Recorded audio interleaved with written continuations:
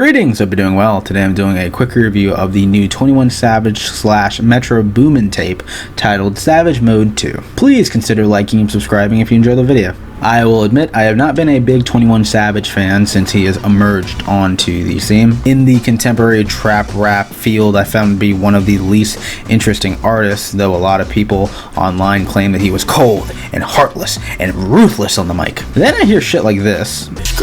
Scrape the bowl like grease. I pussy boy until you hit. And I kind of come to question where that idea even manifested from. His monotone delivery, his dime a dozen flows, and most notably, his very tame and boring beat selection never made him pop out to me. I decided to give this sequel project with Metro Boomin a shot because wherever Metro Boomin is involved, most of the time he's able to bring out the best capabilities of his collaborators, and that would definitely be the case on this project because I really like it. Boomin provides a decently wide palette of beats and even features these cinematic interludes of Morgan Freeman narrating certain outros to piece themes and motifs together.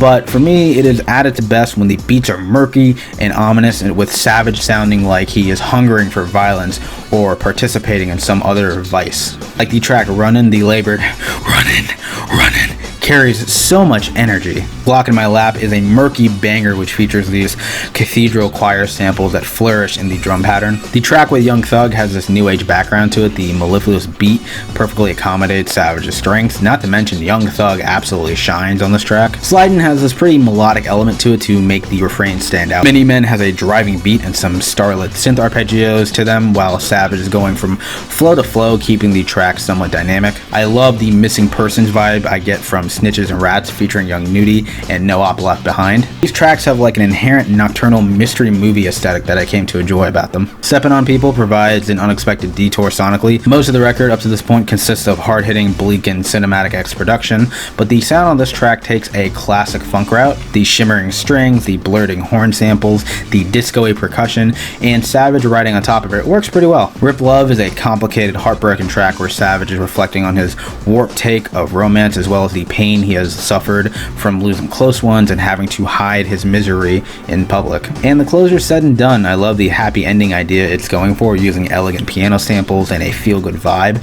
It feels earned. Now, there were a few tracks I didn't care for, one being Mr. Right Now with Drake. I like the reverted sample a lot, but the flow of this track is a bit off, and the hook is uninventive and does not complement the beat well, if you ask me. The bass goes wild on the track My Dog, but upon further listens, it became weaker and weaker to me because of how many elements it recycles from other tracks without much to show for it. Brand new DRACO is all over the place. The flows and rhythms are super sloppy. The ad-libs detract a lot from the personal bits on the track. And another qualm I have with the album is that some of the tracks will end in Morgan Freeman's thematic narration, but these narrations are rarely ever tied to the songs themselves. It feels tacked on more for cinematic flair and celebrity appeal rather than being an important piece to the project. Overall, I was surprised at how much I enjoyed this. Savage has improved quite a bit from his previous material in terms of his presence as a rapper. He sounds more confident and more invested in what he is saying. Lyrically, 95% of it is typical trap rap lyrics, and some of the more dramatic moments